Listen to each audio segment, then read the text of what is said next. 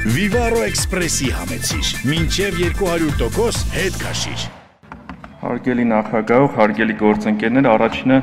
փորձենք մի քանի մտայնություններ փարատենք, մասնավորապես պարոն Խաչատրյանի մտայնություններին անդրադառնամ։ Պարոն Խաչատրյան, ասում եք, մեթոդաբանությունը նպատակահարմարություն կա գազի ոլորտում փոփոխություն անել, երևի սպրդել է ձեր ուշադրությունից, ՀՑԿ-ի կայքում մայիսի 5-ին դրված է եղել մեթոդիկան, որը որ գնագոյացման փոփոխություն է տեղ ունեցել, ավելին ինքը տեղադրված է եղել նաև e-draft.am կայքում եւ մոտ ապագայում ակնկալվում է, որ նաև կգա ձեր հանձնաժողով ավելի խորքային կարող եք անել, բայց տեսակետները, որ այդ ուղղությամբ կա, իհարկե միանշանակ կիսում եմ։ Ու ՀՑԿ-ի կայքից եթե կարիք կա, ես կարող եմ ձեզ ուղարկել։ Երկրորդ ձեր հարցադրումը փարատենք, ասացիք գազի սակագների որ մասով է նվազեցումը տեղ ունեցել, կրկին որ օրով էլ չխափեմ հանգարց, մայիսի 27-ին ՀՑԿ-ի կայքում տեղադրված է մանրամասն հաշվարկ, որով որ ամորտիզացիան ինչ տոկոս է, ինչքան է եղել տրանսպորտային 20 յուղերից վերջացրած համատականով կա, այսինքն տեղ էլ ծախսային կառուցվածքի փոփոխությունը կա, բայց կարծում եմ իհարկե շատ ցանկալի կլինի, որ այս ամբիոնը նաև մենք քննարկենք խնդիրները, դրանց լուծումները եւ երկարաժամկետ ռազմավարական մոտեցումները։ Բայց այս մոտեցումները քննարկել առանց անցյալին գնահատելու անհնար է։ Ինչի փորձենք հասկանանք, որովհետեւ մենք ունենք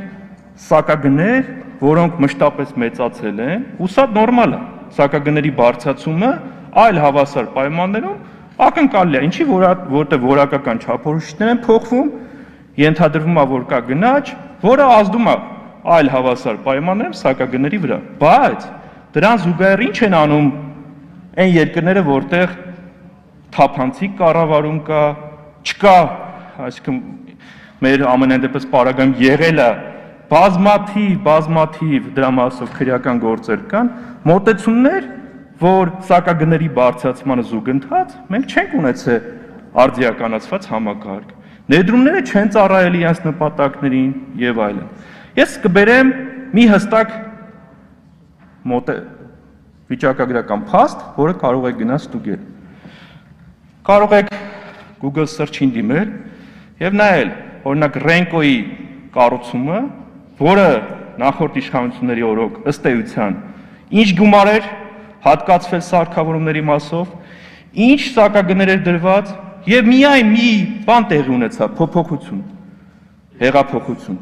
հեղափոխության արդյունքում, ոնց զարմանալի զուգադիպությամբ այդ վերաբանակցելու արդյունքում սարքավորումների գները իջան,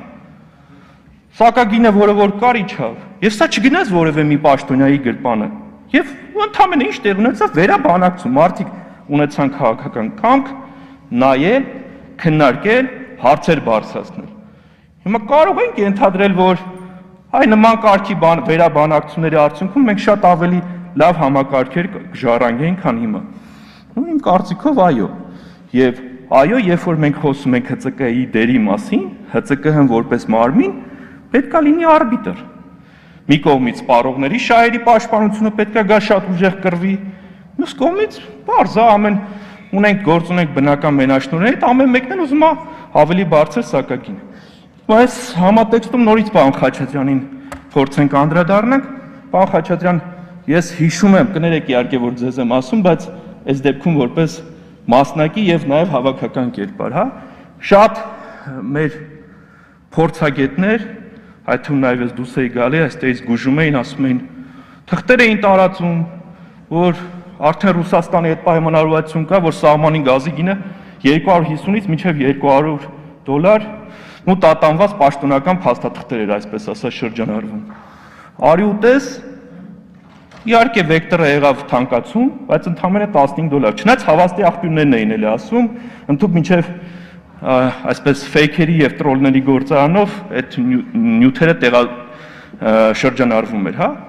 Հիմա $15 թանկացումը ո՞նց եղավ, որ կոմպենսացվեց։ Ստեղ էլ, երբ որ ասացին իշխանությունները, որ թանկացում չի լինում, բա չէ, ձեզ խաբում են, ինչ թանկացում չի լինելու։ Թանկացել է, ուղղակի պարտք են գեներացնում, հեսա մի տեղից մի գույքա բանա կտենակ, որ տալիս են։ Էլի սուտ կեղծ մեսիջներ։ Եվ որ նման բան չկա, առնվազն էլի հանրային հատվածի եւ Գազպրոմի հետ քննարկումը նայեք, բացեք ֆինանսական հաշվետվությունները նայեք, տեսեք, որ նման բան պարտքի կուտակում չկա, բայց այնուհանդերձ ինչ է տեղի ունեցել, մենք իսկ թվում է ֆինանսական իմ գործընկերները կփաստեն, մի գործոն ունես, այս գործոնը թանկացել է, գազի գինը սահմանի $15, որոշ ժամանակ դու կարող ես ծախսը այդ օպտիմիզացնես, բայց այնուհանդերձ այդ գործոնը չի կորում, ինչ որ մի պահի այդ գործոնը ազդելու է, եւ այո, ներկայումս քննարկվում է ձեր նշած 10,000 խոնարհ մետրից բարձր ըստ էության սպառողների եւ նաեւ գյուղ ոլորտի համար որոշակի թանկացում, եւ որպիսի էլի մանիպուլատիվ դաշտ չընկնենք, ասեմ,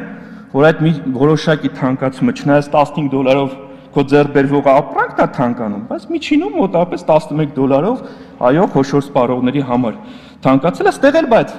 էլի եթե մենք դրվագային ենք մոտենում, ընկնում ենք սխալ դատողությունների շարքը։ Ես շատ լավ հիշում եմ, որտեղ իմ համար շատ կարևոր ոլորտ է։ Երբ որ նախորդ իշխանությունները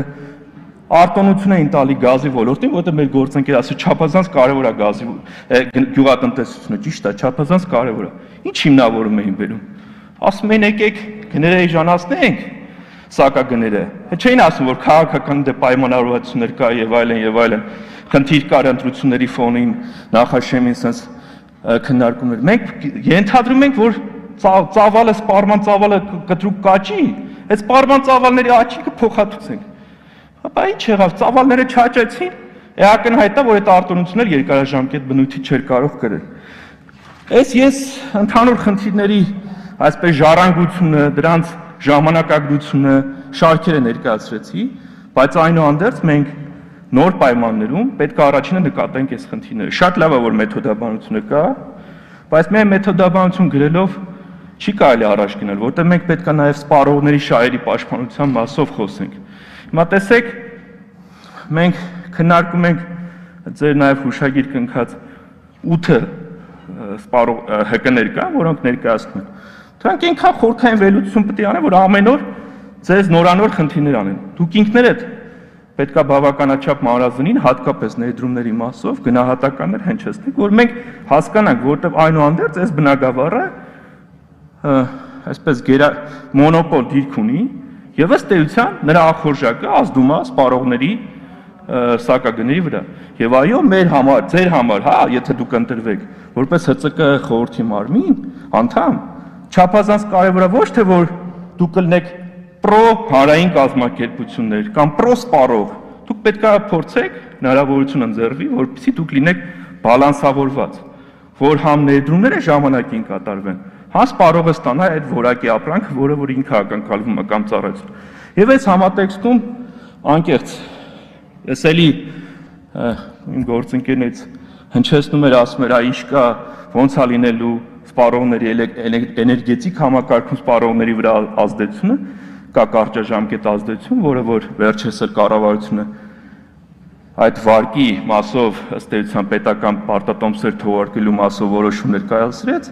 եւ կա երկարաժամկետ ազդեցություն, դա այն է, որ այս բոլոր անցյալի հետքերը մաքրելով վստահաբար մենք ունենալու ենք շատ արդարացի եւ սպառողամետ եւ տնտեսությանը գեներացնող սակագներ։ Այս առումով է, որ մենք ջանքերը պետք է մեկտեղենք եւ անկեղծ այդ կորուստների ցուցանիշները, որոնք հիմա դրված են, դա եւս պետք է վերանայվի եւ կարծում եմ դուք կփորձեք նաեւ ձեր ամփոփիչ ելույթում անդրադառնալ, որ եթե դուք ուսումնասիրեք նախկինում հիշում եմ 2015 թվականն էներգետիկ էլեկտրիկ Երևան շարժումը